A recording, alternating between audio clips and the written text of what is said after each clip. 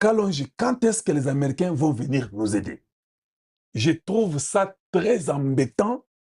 Ça montre les niveaux les plus bas possibles qu'un Congolais puisse atteindre. American Dream. Dispersion chaîne Investment Group. Rêve américain pour la Kosomba Lopango aux États-Unis. Plus précisément la ville où il y a Dallas. Aujourd'hui c'est possible. Pays-moi pendant 30 ans. Ne vous trompez pas l'adresse. Dispersion chaîne Investment Group. Voulez-vous acquérir une maison aux États-Unis? L'agence immobilière Dispensation Investment Group d'Elite Global, basée à Dallas, vous en donne l'opportunité. Il vous suffit de verser un acompte pour acquérir une propriété que vous payerez progressivement pendant 30 ans. Oui, vous avez bien entendu, pendant 30 ans. Contactez-nous au +1 737 420 80 84, au +1 469 720 60 93 ou au +1 737 548 51. Dispensation Investment Group, investissez dans votre avenir avec l'immobilier aux États-Unis dès aujourd'hui. Oh ma papa, ton maman Lopango. Rêve américain. Venez nous contacter. Rêve américain. Tapez sur Google. Dispersion chaîne Investment Group. Na moke na komi baye. Lopango elenge. Ozala bayere elengi tout. Héritage à bana. Rêve américain. Pour la Kosomba Lopango aux États-Unis. Plus précisément la ville où il y a Dallas. Aujourd'hui c'est possible. Pays-moi pendant 30 ans. Ne vous trompez pas l'adresse. Dispersion chaîne Investment. Otaka Music Band International. Ok, d'accord. Je veux que les Américains viennent nous aider. La question que je te pose, qu'avons-nous déjà fait d'abord nous-mêmes? Je vois même dans les médias, parce que moi, la façon que mon cerveau fonctionne, je fonctionne différemment. Je ne fonctionne pas comme tout le monde ici qui est dans la rue ici.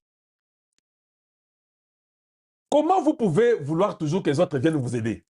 Mais quand vous ne pouvez pas vous aider vous-même, c'est quand même un peu correct, non? C'est quand même pas correct. Donc, ce qui est grave avec les Congolais, il dit quand les Américains viendront nous aider. Le même Congolais dit, hein, non, les Américains ne peuvent pas prendre nos minéraux. Je suis avec vous aujourd'hui. Quand ils viendront nous aider, ça veut dire que toi, tu es incapable de t'aider toi-même. Tu es Osuki Nayo. D'accord, Nandimi Osuki. Bon, les Américains vont aider. Les minéraux, c'est pour nous. Les minéraux, c'est pour nous. Ok, alors aide-toi toi-même. C'est logique. Ce sont tes minéraux. Tu ne veux pas qu'ils viennent prendre. Va, bats-toi. Tout Congolais, patriote, à l'arme, va, défends ta terre. Ils ne viendront pas.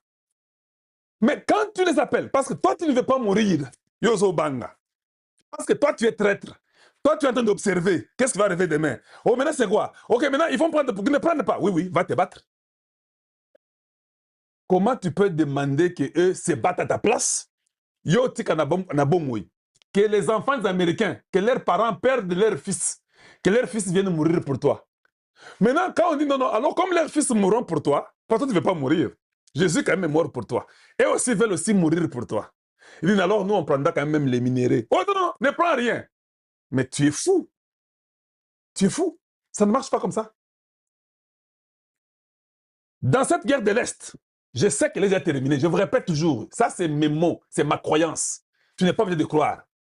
Sachez que quand ça termine visiblement, selon tes yeux, que ça termine et que tout est calme, sachez que les Américains vont prendre aussi vos minéraux. Ce n'est pas gratuit. Comme nous parlons là, et que Trump est en train d'agir sur le Rwanda, oui, sache qu'ils prendront aussi les minéraux. C'est ça le résultat. Tu ne veux pas qu'ils prennent, va toi-même te défendre.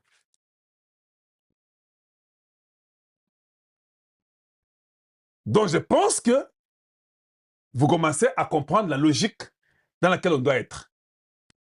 Maintenant, nous avons besoin d'un résultat. Le secret, c'est quoi? Il faut que nous puissions travailler. Il faut que nous devenions sérieux. Et au ligne résultat, travail. Il n'y a qu'au Congo où nous confondons le travail avec Dieu. Ça, j'ai remarqué. Parce que j'aimerais un peu beaucoup parler là-dessus.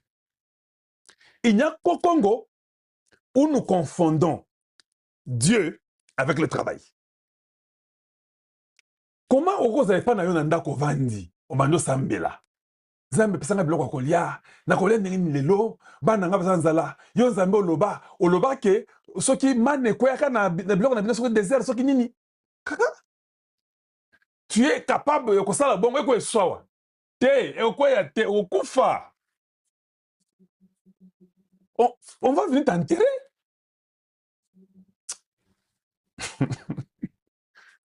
On va vite t'enterrer. Voilà la mentalité du Congolais. C'est pourquoi Mboka Loba, Mboko essaie de kala parce qu'il a compris que tous les systèmes étaient bousillés. Les gens se servaient. Les gens étaient devenus des égoïstes. Ils n'aimaient pas leur nation. Ils ont accepté tout ce que les Rwandais leur ont dit. Ils ont vendu la nation. Mboko essaie de kala mo. Non, mais et puis quand on dit que Mboka n'a pas il refuse. Entre autres, c'est peut-être la très mauvaise qualité, un rebelle en robe qui vous dit non, Mboka Koufate. Et il est en train de prêcher les gens à l'église. Donc il est en train d'aboutir les enfants à l'église. Ou bien les fidèles. Comment vous pouvez laisser un tel gars aller à l'église et puis prêcher? Comment vous pouvez faire ça?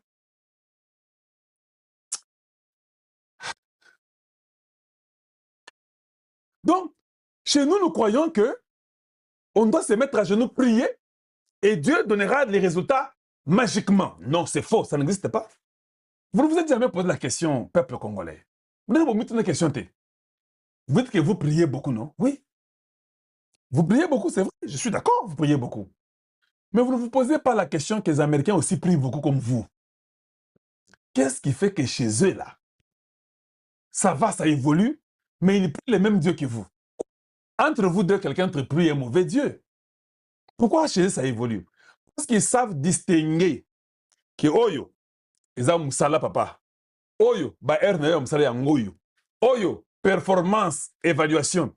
Éternité, on te chasse. Dieu t'aidera à trouver notre travail. Mais si chez nous, tu ne travailles pas, tu pars, leur compagnie continue à aller de l'avant. Comme ça, jusqu'à ce qu'on va t'éduquer, tu comprendras qu'il faut travailler. Donc, vous ne direz pas que leur Dieu est plus que votre Dieu. Vous ne direz pas que eux, Dieu les aime plus que vous. Non. Mais seulement, il y a un truc de paresse. Et si côté buisson dans autre niveau que nous pensons que les choses doivent venir du ciel et tomber sur nous. C'est ça le grand problème qui tue notre nation. Le grand problème qui détruit notre pays. J'ai eu un truc là que je voulais vous montrer. Suivez un peu avec moi. Je vais dire pour les gens qui sont sur TikTok. Quand vous avez dans un pays, les Dirkab et pasteurs, Anthony Kizo c'est un pasteur. Vous avez les conseillers du président qui sont des pasteurs. Vous avez le président de la Cour constitutionnelle est un pasteur. Vous avez la Cour de cassation, un pasteur.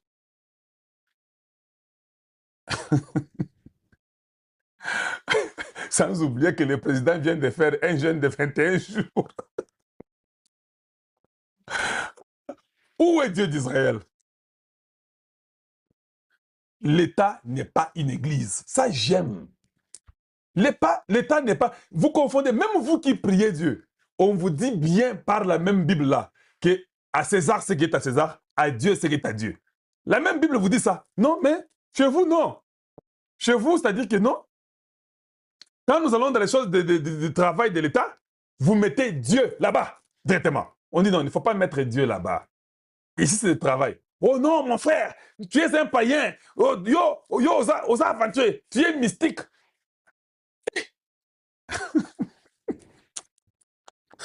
Oh, Mboka, c'est pas possible. Oh, tu es mystique, tu es dans les ordres mystiques. Eh. Mais toi, ici, tu demandes l'aide des Français chaque jour, les Américains. Les Américains sont dans l'ordre mystique, tu ne savais pas ça? Même les Français, là, qui vont donner 1,5 milliard pour l'aéroport de Goma. Ils sont dans l'ordre mystique. Donc, ils sont bons à l'ordre mystique. Chaque fois que vous nous appelez pour demander l'argent pour manger là, c'est l'argent de l'ordre mystique.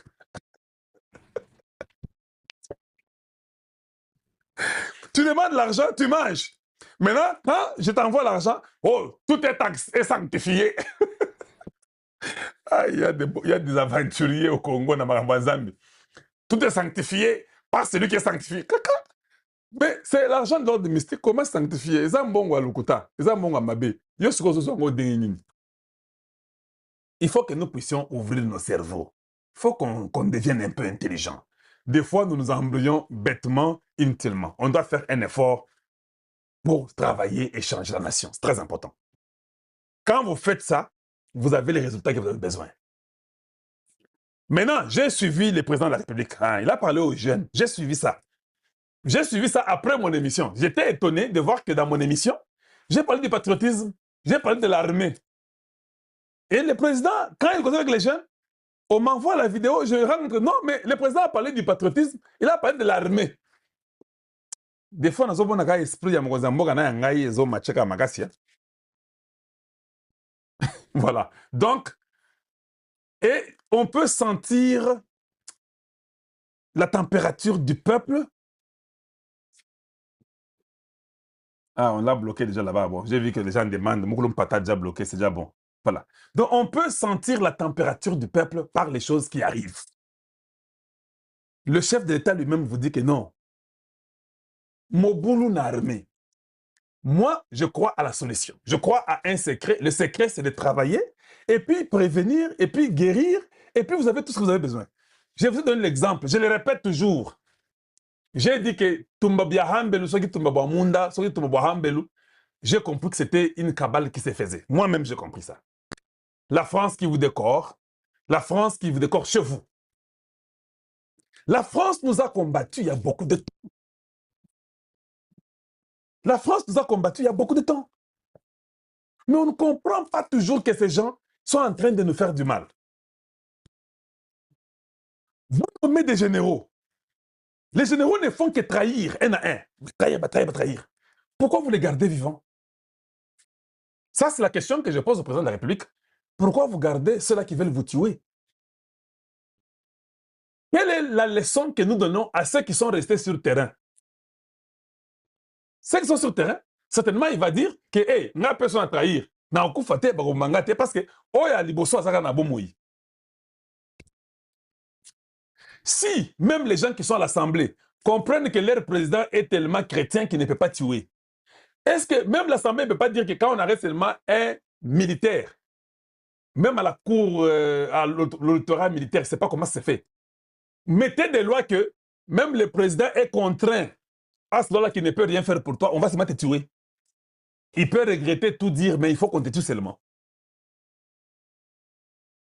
Parce que nous avons besoin des résultats. Les résultats ne viendront pas par la complaisance. Les résultats ne viendront pas par pitié. Les résultats viennent par le travail. Vous travaillez, vous avez un résultat. Voilà. Et je crois que ça devait être ici. Tant que vous vendez na vie na bino, il faut que les Congolais surtout aillent baka. Il faut qu'on analyse vous devez toujours analyser les faits. Ce qui est au moni oyo, donc il y a une probabilité de ceci et de cela. Je le répète encore. On a seulement besoin même de peu de militaires de la très bonne qualité. On a dit que le terme de bonne qualité ici est ravagé Congo Mobimba. C'est terme na bisso. Voilà, comme aujourd'hui, je me suis rendu compte que nous avons quelques prêtres de la très mauvaise qualité qui sont parmi les gens qui sont à la Senco. Très mauvaise qualité d'individus. Commençons à avoir la bonne qualité. Attention à Mouké. Parce que la lumière va toujours faire tout que les ténèbres puissent se dissiper. Vous prenez le peu de militaires qui sont de la bonne qualité là. On fait un plan. Pendant que tous les américains, pendant que tous les espoirs américains, ça m'a bête au la bango n'engolingi. Mais nganza mutumoko na linga basa langa makamote vinangai. Je sais que les Américains sont en train de faire des histoires, mais moi, dans un niveau yako basa langa makamote na linga bongote na vinangai. Na vinangai na linga komisa la makamonga moko. Ça dit que pendant que vous attendez, vous prenez les bons généraux. Et je crois qu'il doit y avoir une nomination imminente de l'état-major qu'il faut changer tout. Il faut tout changer. Même le système. Il faut qu'il y ait un militaire intelligent qui dira au président Tshisekedi, on change ça. Tant qu'on repère ça ordre prochainement, l'ordre arrive à l'objectif. Vous voyez que Tshisekedi appelle ça ordre armé. Il y a tellement une chaîne de commandes, l'ordre là passe par 13 personnes. Vous voyez pas oui, oui. Quand je dis 13 personnes, ils ont les capables 13 services. après ce ordre, chef d'état-major, Azupé, d'abord, ebandi na maison militaire, chef de l'État, et le kuna, chef d'état-major, et le kuna, et que na région militaire, et que na zone de défense, et que na ba régiment, et que na ba. Oh mon Dieu, mon Dieu, mon Dieu. Elle est mine les kaki. Yankuku ezo continuer kobima na poisa. Toko analyser ngwawa na émission mkola lelo sans plus tarder. C'est votre humble serviteur na kombo Jonas Gandou surnommé Charles. On en a toujours na ba chaîne abiso bomesano. Auto sengi na bino bo s'abonner massivement. Bonjour, bonsoir, cela dépend de l'heure à laquelle vous allez kolanda émission mkola lelo pour comprendre que l'actualité est belée. L'actualité lelo est belée tozo panza teke. Ennemi à Congolais, azalaka ka Congolais. Ennemi à Congolais, azalaka Congolais. Loaka ningi ningi kingi. Plan nyonso bosala keza lelo de jouer. Ba wazalendo bazali kofunda yo. Depuis le mois président de l'Assemblée nationale, au coma de mèches, na ba déstabilisateur ya Congo. Quelques wazalendo ont été corrompus na ba ligne de front. On a facilité prise à Ouvira par l'armée rwandaise et l'air supplétif. Donc, il y a un premier sujet dans la mission Mkola Lelo. Les Congolais de père de mer, vous que hier, ils ont fait Simbombo Boyi, Kuna dans le Conseil de sécurité et les Nations Unies. Les États-Unis d'Amérique, on a battu, on va comprendre la diplomatie. Bazo lâché malembe les sanguinaires Paul Kagame, le lenge kanye, Savimbe azalaki lâché. Après avoir kosenga cessé le fait, Savimbe bandai koboya. Savimbe oyo azalaki angolais, rebelle ya munene, oya bundisa Eduardo Santos. Et ils appellent le lenge kanye na lecture tosali, to comprendre que les Américains ba komi ko lâcher les sanguinaires Paul Kagame. Ambassadeur, représentant des États-Unis d'Amérique, kuna na Conseil de sécurité. Alobi, Yakobo Mbezali li sous-souté. Mouto a déstabilisé la République démocratique du Congo, Mouto a zali kotia mbilinga na région à Grand Lac, et zali bongo le sanguinaire Paul Kagame. Yenda za kotia mbilinga na région à Grand Lac. De fin 2021, Kagame ne mutu a planifiaka asalaka nyonso pour déstabiliser la République démocratique du Congo. Mais c'est Mike, il était très clair. Alobi, le 4 décembre, les Congolais et le Rwanda, à travers le président Nabango, va signer accord de paix. Oyo Kagame a torpillé la même semaine, na week-end. Il a torpillé l'accord de paix. Signé dans le pays à Oncle Sam.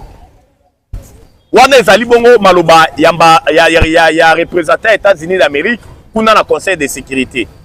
Alobi, Kagame azali ko armé le M23. Il a déversé plus de 5 à 7 000 militaires pour virer Kouya.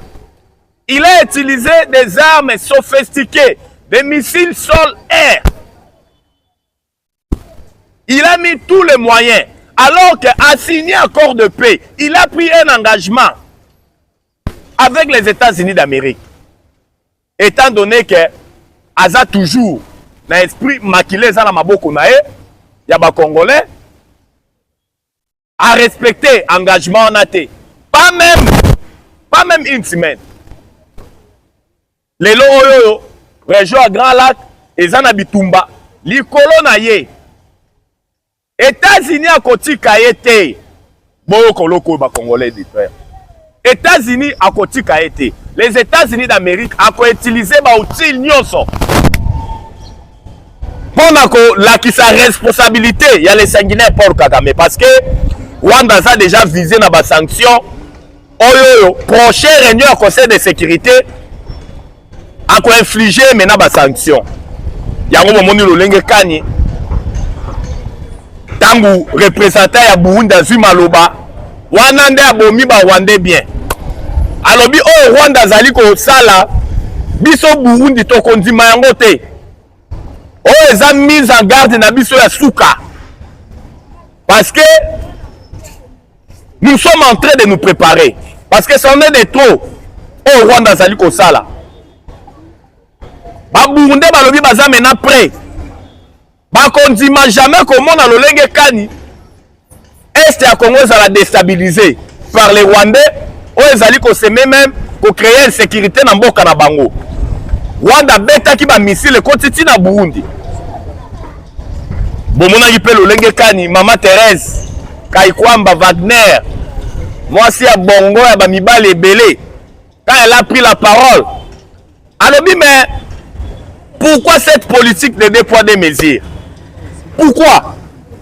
Alobi la résolution 2773 il y a Conseil de sécurité des Nations Unies applicabilité na yango ti lelo et ça on rendez-vous. Pourquoi?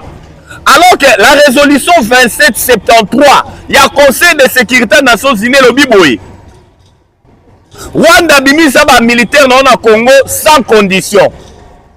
Le M23 il faut pas désarmer bango dans un bref délai. Mais pourquoi cette résolution au organe suprême ya mokilezwa na kombo ya Conseil de sécurité des Nations Unies ezali ko souffrir? Mama Thérèse Kaikwamba lobi biso Congo tomoni la politique de deux poids et deux mesures. La politique de deux poids et deux mesures. Le même agression oyo Russie ezali ko sala contre l'Ukraine. Regardez la panoplie de sanctions oyo ba infligea ki na baris parce que la charte des Nations Unies est boyi agression. Mais pourquoi la politique de deux poids deux mesures? Le Rwanda n'a jamais été sanctionné. Pourquoi? Tu comprends que complicité est totale. Complicité est totale, mais quand on est l'omerta, c'est-à-dire la loi du silence, où il s'est caractérisé par la communauté internationale, Facha veut déboulonner en gros maintenant. Parce que ça en est de trop. Les Congolais, ils ont mis sur la bango zaga. Mis sur la Congolais, ils ont zaga. Parce que Bolandi binomo américain, le vrai commandant suprême, il y a le M23, c'est les sanguinaires Paul Kagame.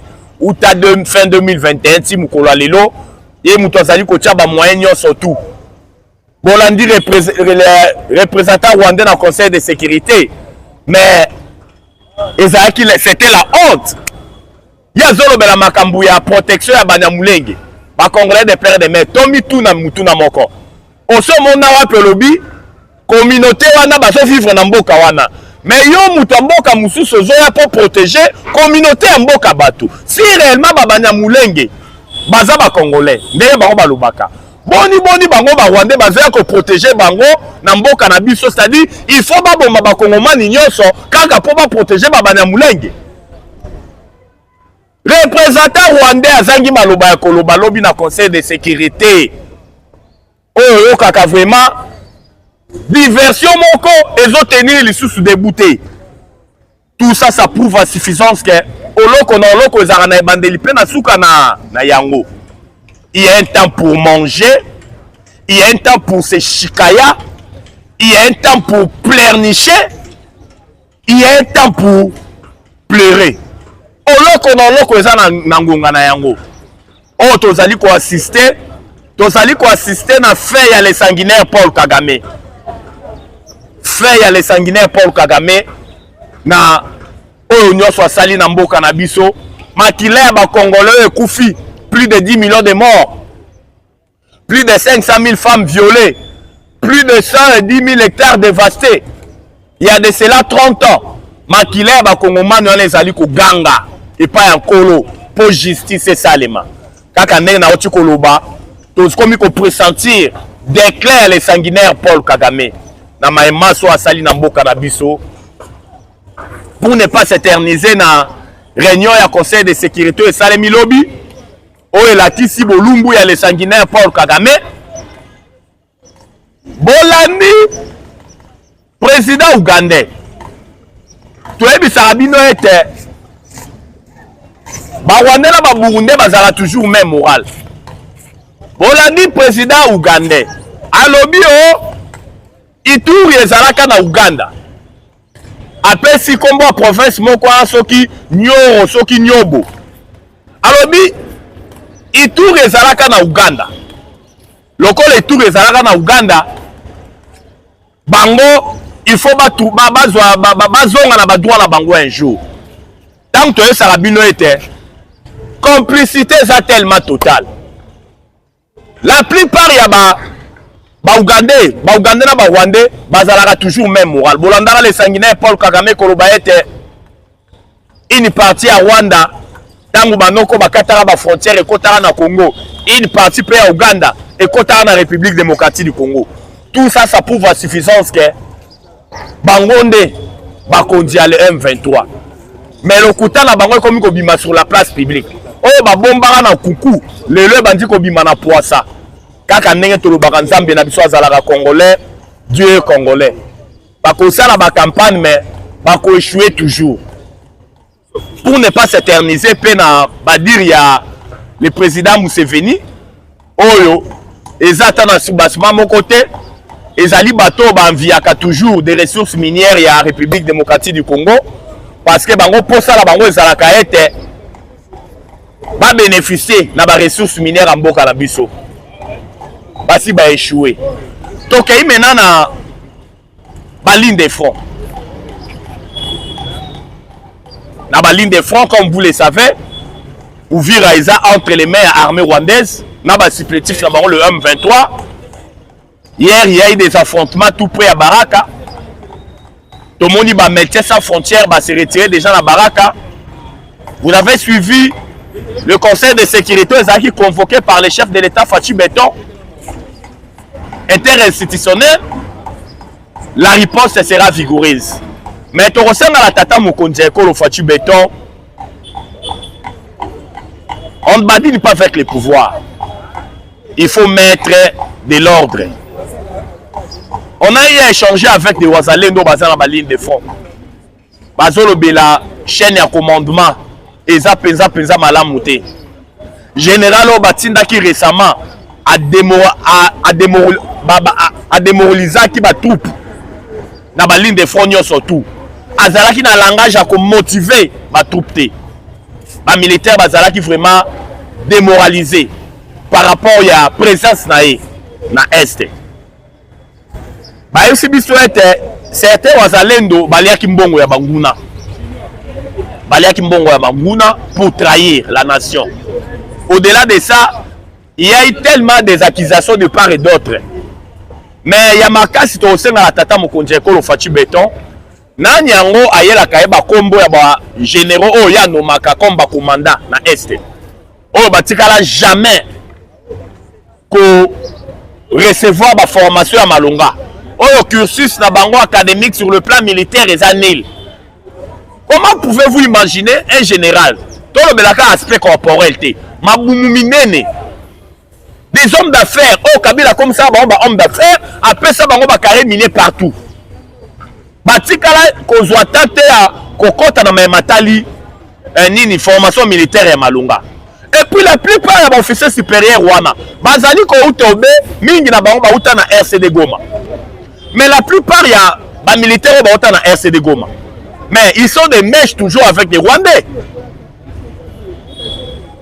Bango de bazali ko teka ba position armée. Bango de bazali ko pesa ba kasable nyon sur armée. Mais nana yaka ko chichoter na lito ya Fatou Béton nommé général tel. Pour ébiquer ça la pourcentage. Vous vendez la nation. Ça c'est l'humiliation. Le pays a été humilié. Alors que le Congo a tous les atouts pour faire la guerre avec le Rwanda. Comme bien même le Rwanda a des armes sophistiquées. Mais tu peux frapper Bango. Yango bomoni. Tu peux interpeller Tata Mokonjeko le Fatou Béton. Vous devez ouvrir les et les bons. On ne badine pas avec les pouvoirs. Il faut prendre toutes les dispositions. Vous êtes les chefs de l'État. Vous êtes les garants de la nation. Vous êtes les symboles de l'unité nationale. Vous êtes les commandants suprêmes de notre armée. Il faut prendre des décisions drastiques. La guerre, ils ont déjà au rendez-vous. Oh, tu vois ça sous aventure. Parce que Uvira et quoi il est là. Espace à Gar Katanga est déjà menacé. Ezali menacé espace à Gar Katanga. Parce que et les ont visé maintenant espace à Gar Katanga. azo visé yango bazo lorgner bakobatio eza kuna na espace à Grand Katanga oh Kagame a commis kolorgner bota la déclaration récente sur les sanguinaires Paul Kagame il a évoqué même banani FTLR ba comité na Kalemi cela veut dire que azo visé ce ko Kalemi na province à Tanganyika azo visé la guerre de l'Est c'est une guerre où ils ont une visée économique ils ont pour la survie économique rwandaise yango bomoni lolenge kani to sena na tata mokonzi ko Fachi Beton la diplomatie c'est bien beau mais on doit se préparer à la guerre et le bana yango Gilles César c'est lui qui veut la paix prépare la guerre on doit se préparer à la guerre il suffit pas seulement de se camponner dans ma matali diplomatie mais on doit faire la guerre avec le Rwanda. Moi vraiment je suis dubitatif ya koloba ete bitumba est aussi la kaka na diplomatie non le M23 va rozala maté bako betama et puis toko frapper l'armée rwandaise c'est le moment de prendre toutes les dispositions c'est le moment de serrer nos ceintures madame Judith Toulouka Souminoa premier ministre Goma Ekoyi Bukavu Ekoyi, Uvira Yango Ekoyi. Mais vous devez démissionner, maman. Maman, démissionner. Dis-moi Davita, démissionner. Ma voiture au monde en Kana Congo. Mouto Sali infirmier. Bon, commissaire ministre de la Défense. Mouto Alandi ma classe infirmière. Kuna Sali infirmier. Ce qui n'a campus. Mais comme ministre de la Défense. Dis-moi Davita, il faut démissionner. Sous notre siège, tant que Goma Ekoyi qui n'a Bukavu. Premier ministre Faka démissionné na ba ministre na nyoso. Mais pas na biso lokwa ridicule bo marate. Baza na rapona ko luka makuta, ko luka chop chop. Baza ba incompétent. Mais si mutulokola Gilles Banza, l'actuel chef d'état-major, mais il Faka démissionner. Faka démissionner. On ne le sent pas Gilles Banza, chef d'état-major, tozo sentir yote depuis manomayo. Tozo sentir yote. Il faut démissionner. Tous la pour ça, il y a Batuloko là-bas, Luboya Kachama, comme chef d'état-major. Pour tout le monde, Moussala qui toko azali kosala na Ituri. Mais on tout batikali et ça va ventil, c'est du poudre osé. Constant Dima, bolongole na Goma pourquoi? Car pour tu vas kufra na Goma. Boteli biso sirimwami. O asala ke Goma kwea. Bino batu besoin na bakomba ba officier supérieur ya ba généraux na ito ya Fachi Beton. Besoin ndu na erreur. Besoin na ba commission tangu ba généraux la bazo za la nommer. Ba ela ba pesa bino commission chaque mois. Regardez le lenge kani notre pays est humilié Fachi Beton. Le pays est humilié. Riposte vigoureuse to yoka la kaka. Mais to tika ko mona yango te. Goma Bukavu Ekoyi. Uvira ndenge moko. Bozo zela tangu Tanganyika ekokoya. Nde bozo ba disposition tangu monguna okoma na Kalemi nde bozo ba disposition ezali participer mawa on doit ouvrir l'œil et les bons prenons toutes les dispositions pendant qu'il est encore temps yango to senga la tata mokonzi ekolo Fachi Beton Fachi na bengo mbala misatu zwa ba disposition lokola mobali. La balkanisation yango est déjà au rendez-vous. Ko gérer mboka lokola pasteur te. Oza na ba service ya makasi.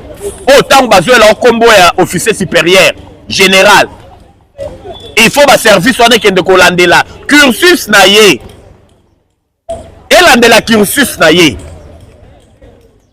Mais apparemment on a comme l'impression ce n'est pas le cas. C'est du poudre aux yeux. Ba nomination ba eloka kombo mutonome.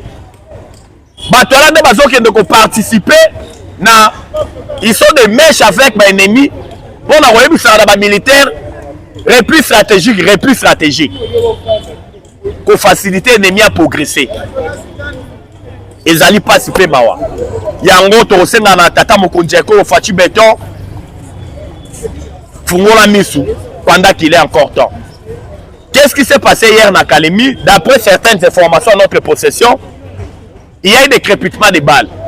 Une instruction avait été donnée dans les militaires Nyonso Bazali Kokima, na Uvira.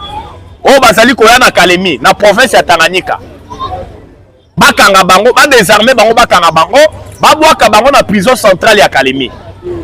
Effectivement certes ba militaire bakimaki ouvrir tant ba komi na Kalemi bazalaki nyonso désarmé ba memi bango maintenant na prison centrale ya Kalemi. Et comme ça la été le fait que bazalaki ebele oyo ba memaki bango na prison après avoir ko désarmé bango balingi ba créer invention mon à niveau à prison. Il y a eu des coups de balle pour les dissuader. On nous signale que Batumi Balé bazalaki blessé, des évadés. Mais quand à l'obi n'a pas pourquoi déjà situation zalaki sous contrôle parce que ils étaient dissuadés pour ne pas fuir, pour ne pas s'évader. Baki na prison centrale il y a Nini à Kalemi, mais la situation elle est sous contrôle. Donc il y a des poissons rwandais d'ici là qui lobby dans les réseaux sociaux. Kalemi, non, c'est faux et archi faux. C'est faux et archi faux. La situation est sous contrôle. Pour ne pas s'éterniser dans Maïmatala Maleka qui lobby dans Kalemi, oyo ba prisonnier, ba militaire bazala qui désarmé, ba otaki na Uvira, tango ba komaki na Kalemi, bazala qui désarmé et puis ba kangaki bango nyonso ba kenda kotika ba na prison centrale ya Kalemi. Bande ba créer ki mbilinga wana pour ba prisonnier non so ba ki mana bango mais bazala ki déjà dissuadé par nos forces au basala ki musala ki toko ba maîtriser ki bango. La situation elle est sous contrôle. Donc maintenant na Maïmaleka qui hier na GLM. Vous savez que GLM lobby résidence ya Hippolyte Kanambe tata mokonzi ekolo ya kala alias Joseph Kabila ezala que pesi mbombo aboyi. Pourquoi? Une information doit bien être service de renseignement, bazala qui est informé. Balobi boke ndoko boa kalisu na GLM. Mbilinga moko ezali kuna na ba travailleur oyo ya Hippolyte Kanambe alias Joseph Kabila oyo batikala na ndaku na yo wana. Boke ndoko tala nini ezali koleka kuna. Ba service de renseignement, ba force ya mboka tango bazwa ki information, ba kei directement kotala lolenge kani makambo banda koleka kuna. Mais il y a malamu ezali ete ba infiltré mingi bazalaki hier na kuna na nini na GLM oyo nombo ba ebike ba travailleur bazalaka ba eki komona bato babaki sami bato wana babaki sami ba uti wapi bato wana bazalaki nyonso ya kokangama et puis GLM mobimbe ezalaki vraiment bien quadrillé ba fouillaki yango ma de faute en comble pour kotala nini ezalaki ko se tramé na kati kuna boyebi yango bien tata mokonzi ekolo ya kala na kombo ya Hippolyte Kanambe alias Joseph Kabila oyo Kongo epesa ye nyonso mais mosolo oyo Kongo epesa ye muto yaka na babot ye muto azalaki un sujet rwandais batia ye au sommet à Congo pendant 18 ans pour déstabiliser notre pays akoka te azwi nyonso efalaki azwa pour mosolo wana a retourné yango contre mboka na biso fona ko déstabiliser yango azali kolala pongi te kotambola baoti kopesa ye na passeport diplomatique na mboka oyo soki Swaziland so mboka nini oyo bapesaki ye. Donc il est là au four et moulin parce que ye mpo na ye foazonga na Congo mpo akokosame na plan na ye ya balkanisation lokola durant 18 ans asalaki akokisaki yango te. Cette fois-ci il faut azonga na pouvoir avec force pour akokokisa yango car neto lobaka Kabila c'est l'homme du passé. Il appartient déjà au passé. Congo c'est ça qui est déjà nyonso. Azur akokai kozwa na complicité ya ba Congolais nyonso tout. Azana leçon akopé sa bisoté malgré lelo à se transformant na donneur de leçons. Avant de chiter, tu analyser na nous mort ya Magloire Paluku. Bible loba le salaire du péché c'est la mort. Ba Congolais de père de mère. To cogiter nanu na local. To zo ta ko cogiter. Bon tala ba groupe armé nyonso ba Rwandais ba créa. Na mboka na biso AFDEL. RCD Goma. CNDP. M23 sous Hippolyte Kanambe. M23 bis sous Fachi Beton. Soki otali na ba cadre congolais nyonso. O bazala na ba groupe armé wana. Mingi bakufa. nalobi be mingi bakufa mais epai ya ba Rwandais epai ya Batutsi ata moko akufa te bango tu bazati lelo tozwi na AFDEL ezalaki créé par les Rwandais pour envahir notre pays oyo bapesaka Musée Laurent Désiré Kabila responsabilité comme chef na Ngandu Kisasi ba Rwandais babomaye Musée Laurent Désiré Kabila babomaye pa ya ba Rwandais na palais de Marbre boyebi histoire toke na RCD Zaidi Ngoma akufa Wamba dia Wamba akufa baza ebele na CNDP même par là nangina lobela binoni bomoni batu nyonso ba Rwandais ba kotisaka na ba groupe armé tous les Congolais so na bango ezala déjà scellé baliaka ba poison retardé soki balie so poison retardé te pa ba Rwandais babomio ça doit nous servir de leçon. Malgré Paluku a été abattu na Goma malgré Paluku azalaka membre ya cabinet moko na gouvernement ya Sama Lukonde azalaka membre na kati ya cabinet moko na ministère moko mais ma gloire a été na 2022 si je ne m'abuse a rejoindre M23 a commis conseiller en matière de communication et art il y a M23 mais Magloire Paluku a été abattu par les Rwandais babetié 7 coups de balle dans Zoto ba utiliser armes silencieuses le salaire du péché c'est la mort prix à traîtrise yango wana tango wepo o trahir mboka na yo eza prix à traîtrise yango bomoni akufi lâchement abattu par des Rwandais nde babomie lolenge moko babomaka Ngandu Kisasi tango AFDEL ezalaka créé Ngandu Kisasi oyo atelemelaka ba Rwandais alobi te lokola tosi tozwi Kindu bino ba Rwandais bozonga boyebi soro ezalaka réservé na Ngandu Kisasi baboma ye malgré Paluku baboma ye aoti okufa Colonel Nanga Bertrand Bisimwa Willy Ngoma boyebaka sor na bino eza déjà scellé ba Rwandais bakobomaka bino peut-être bosi bolie déjà bapoison ndenge boza wana mikolo koya ou bien bane ezali koya bosibi sor ya Ngandu Kisasi ya Musée Laurent Désiré Kabila ya Wamba dia Wamba ya Zaidi Ngoma récemment ya Malgloire Paluku pour kosala likopana ndoki na Rwandais na Tutsi peuple Moluli peuple Aketo peuple Azua sor na eza obeliwa ya kolobezala ke belé boyebeke ba chaîne na biso ezali kambwangunga pona lelo to sukiawa to koya lisusu lobi kuna kotalisa bino lolenge kani mboka elalaki mboka elamukaki po toloba pona bolingo ya Congo jamais tokanga munoko car le Congo c'est le pays de nos aïeux le Congo c'est notre dénominateur commun tobotama ba Congolais tokokufa ba Congolais numéro na biso ezali plus 243 89 77 525 44 plus 243 89 77 525 44. La patrie ou la vie, la patrie ou la vie, la patrie ou la vie, ou la vie, nous vaincrons. Fachi Fungola Missou, j'ai dit et je vous remercie. Ciao, à la prochaine.